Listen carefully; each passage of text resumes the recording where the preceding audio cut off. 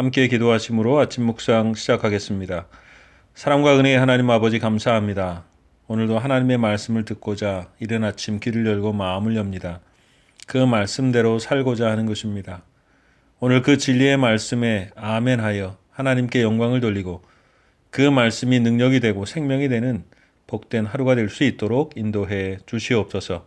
감사하며 예수 그리스도의 이름으로 기도하옵나이다. 아멘. 함께 복음성가 전능하신 나의 주 하나님은 함께 찬양하겠습니다.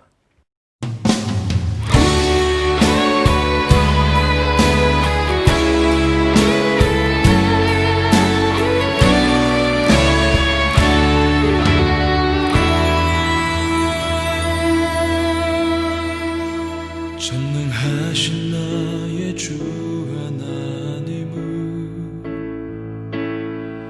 능치 못하실 일 전혀 없네.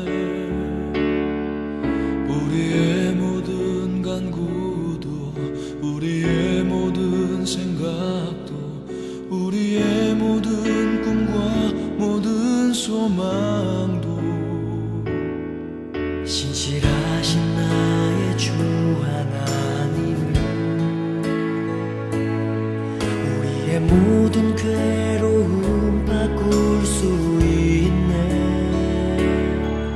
불가능한 일 행하시고 죽은 자를 일으키시니 그를 이길 자 아무도 없네. 주의 말씀 의지하여 깊은 곳에 금을 던져 오늘 그가 놀라운 일을 이루시는 것 보라. 주의 말씀 의지하여 믿음으로 금을 던져 믿는 자에게 능치 못함 없네.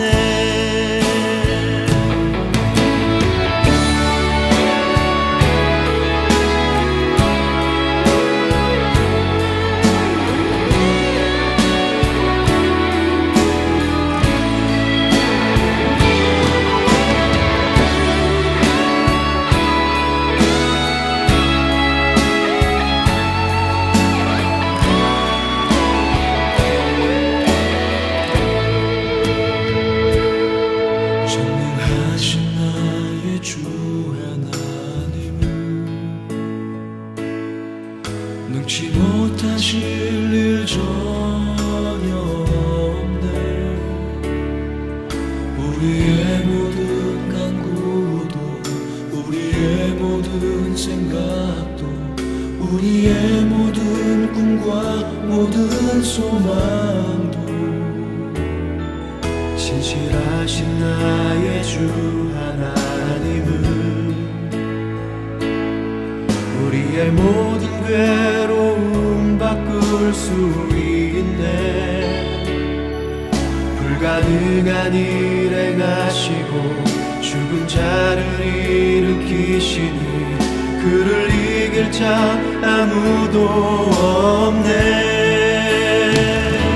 주의 말씀 의지하여 깊은 곳에 금을 던져 오늘 그가 놀라운 일을 이루시는 믿음으로 주의 말씀 의지하여 믿음으로 금을 던져 믿는 자에게 능치 못함 없네. 주의 말씀 의지하여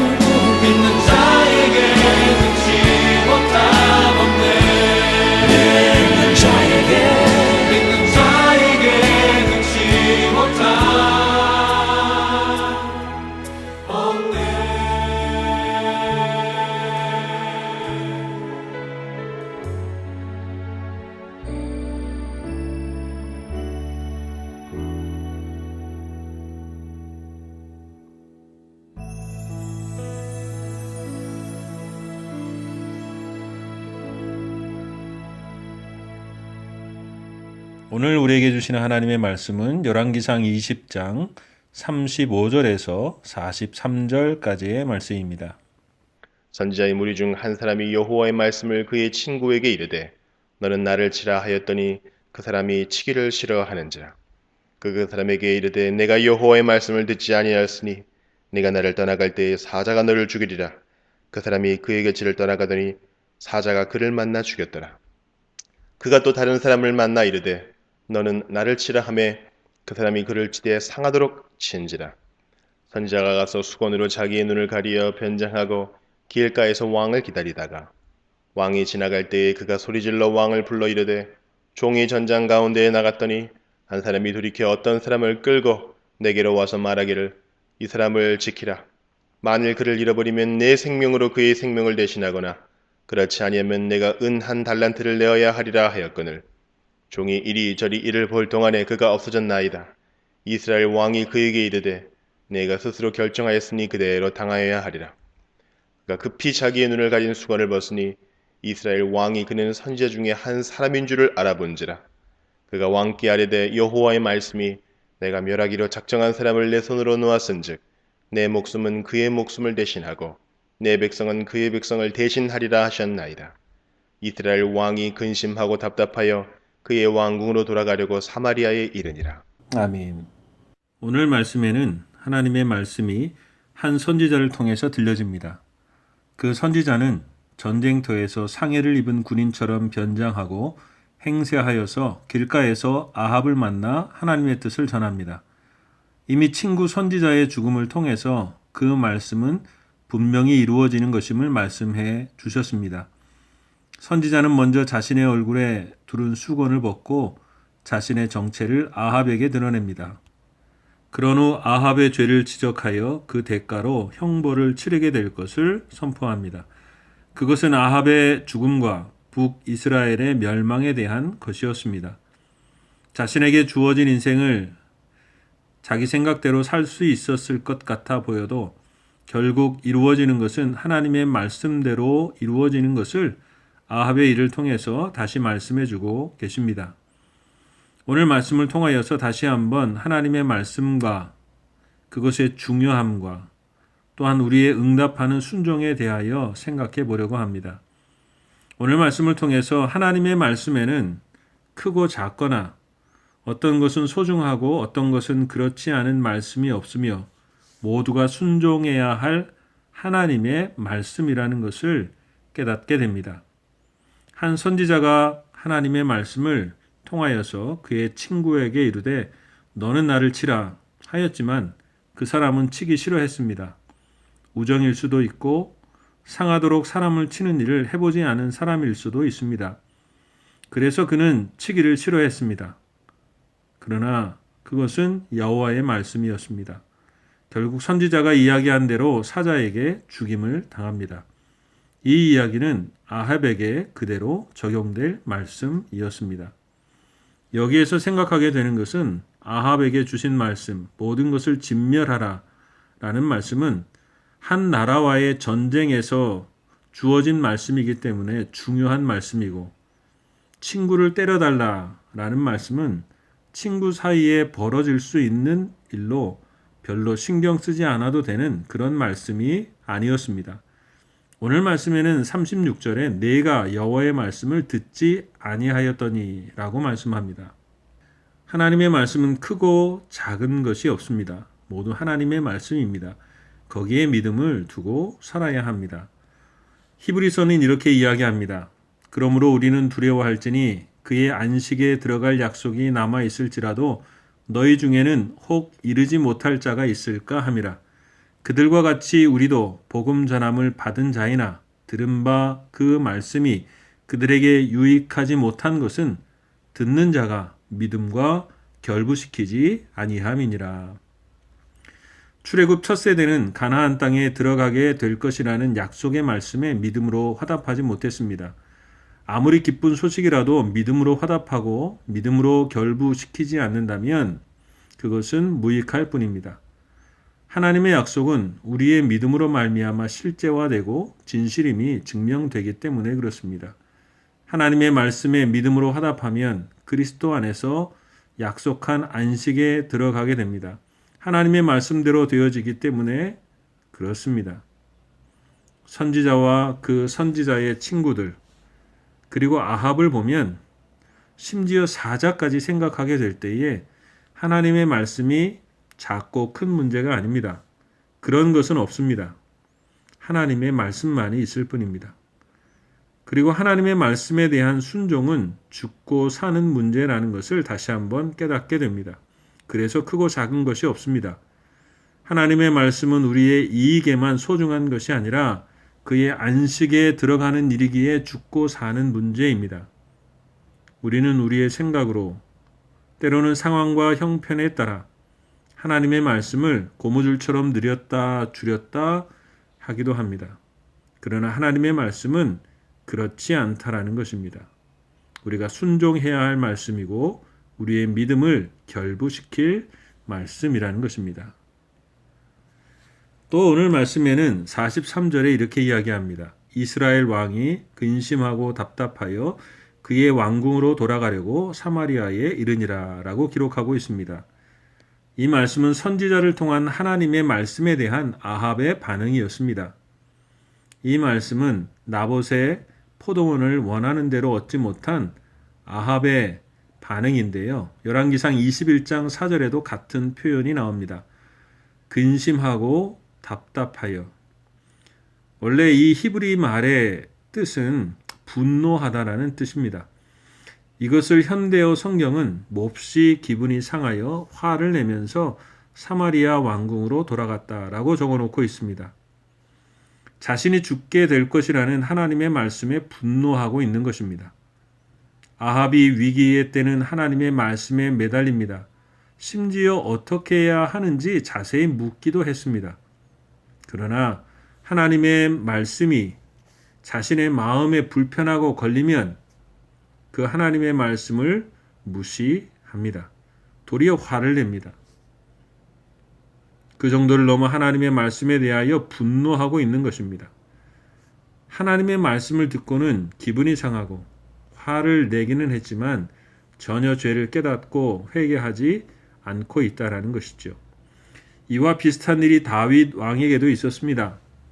나단 선지자가 한 이야기를 하자 분노하며 답했던 것이 결국 자신을 심판하는 일이었고 하나님의 말씀이었습니다. 그러나 그때 다윗은 아합과 같지 않고 하나님 앞에 침상이 젖도록 회개하며 기도하는 모습으로 하나님 앞에 나아간 사람이었습니다. 우리는 어떠한 모습으로 하나님 앞에 서 있습니까? 하나님의 말씀에 대하여 우리가 경중을 달아서 해도 되고 안 해도 되고 혹은 우리가 그렇게 헤아려 들으며 살지는 않습니까? 하나님의 말씀에 대하여 위기의 때나 나의 이익의 일에는 아멘 하면서도 그렇지 않은 일에는 근심하고 답답해하지 않습니까? 하나님의 말씀에 대하여 바리새인처럼 어떤 종교 생활의 액세서리처럼 그렇게 하나님의 말씀을 사용하고 있지는 않습니까? 위대한 인물마다 첫 번째 터득하는 교훈은 어떻게 순종하느냐, 누구에게 순종하느냐, 그리고 언제 순종하느냐를 배우는 것이다. 로버트라는 사람의 이야기입니다. 순종이 중요하다는 것이죠. 하나님의 말씀입니다. 그 말씀에 대한 순종은 죽고 사는 문제입니다. 죽을 상황에서도 하나님이 살아라 말씀하시면 삽니다. 살 상황이고 이긴 상황이라고 할지라도 하나님이 말씀하시면 그것이 안개와 같이 사라져 버립니다. 그것이 하나님의 말씀에 순종하고 살아야 될 이유이고 하나님의 말씀을 따라가야 될 이유라는 것입니다. 하나님의 말씀에 생명을 두고 살아가는 우리가 될 수 있기를 주님의 이름으로 축복합니다. 아합은 하나님이 말씀하시는데 왜 몹시 기분이 상하고 화가 났을까요? 내가 왕인데 이 정도도 못해? 내가 이렇게 고생하며 전쟁까지 했는데 이 정도도 못하나? 하는 마음이었을까요? 어쨌든 간에 자신이 어떻게 승리했는지를 망각하는 순간 그런 마음으로 돌아설 수 있다는 것입니다. 우리의 인생에서 지금까지 달려온 것이 누구 때문인지, 왜 우리가 지금까지 우리의 인생에서 승리하고 있는지 생각하지 못한다면 우리도 아합의 마음처럼 돌아설 수 있습니다. 지금까지 지내온 것이 하나님의 은혜입니다. 지금의 어려운 삶에도 하나님의 은혜는 있습니다. 우리의 생명과 인생은 세상의 상황과 형편에 있지 않습니다. 우리의 생명과 인생은 하나님의 말씀에 있습니다. 우리의 생명과 인생은 우리의 기분에 있지 않습니다. 하나님의 말씀에 있습니다. 우리가 살아야 할 삶은 하나님의 말씀에 순종하며 사는 것입니다. 그것에 죽고 사는 문제가 있습니다. 무슨 말씀을 하시든지 그대로 하는 삶이 되어서 하나님의 말씀에 도리어 근심하고 답답했던 일들이 생명의 일이 되는 역사를 경험하고 살아가는 우리 모두가 될 수 있기를 주님의 이름으로 축복합니다. 함께 기도하겠습니다. 사랑과 은혜의 하나님 아버지 감사합니다. 세상에 많은 소리와 이야기들이 있지만 우리의 귀에 하나님의 말씀만이 분명히 들릴 수 있도록 인도하여 주시고 오늘 그 말씀에 순종하며 살게 하시며 우리의 근심과 답답함이 풀어지며 주의 말씀으로 영원까지 승리하며 살아가는 우리의 삶이 될 수 있도록 인도해 주시옵소서. 감사하며 예수 그리스도의 이름으로 기도하오나이다. 아멘. 하늘에 계신 우리 아버지, 아버지의 이름을 거룩하게 하시며 아버지의 나라가 오게 하시며 아버지의 뜻이 하늘에서와 같이 땅에서도 이루어지게 하소서. 오늘 우리에게 일용할 양식을 주시고 우리가 우리에게 잘못한 사람을 용서하여 준 것 같이 우리 죄를 용서하여 주시고 우리를 시험에 빠지지 않게 하시고 악에서 구하소서. 나라와 권능과 영광이 영원히 아버지의 것입니다. 아멘.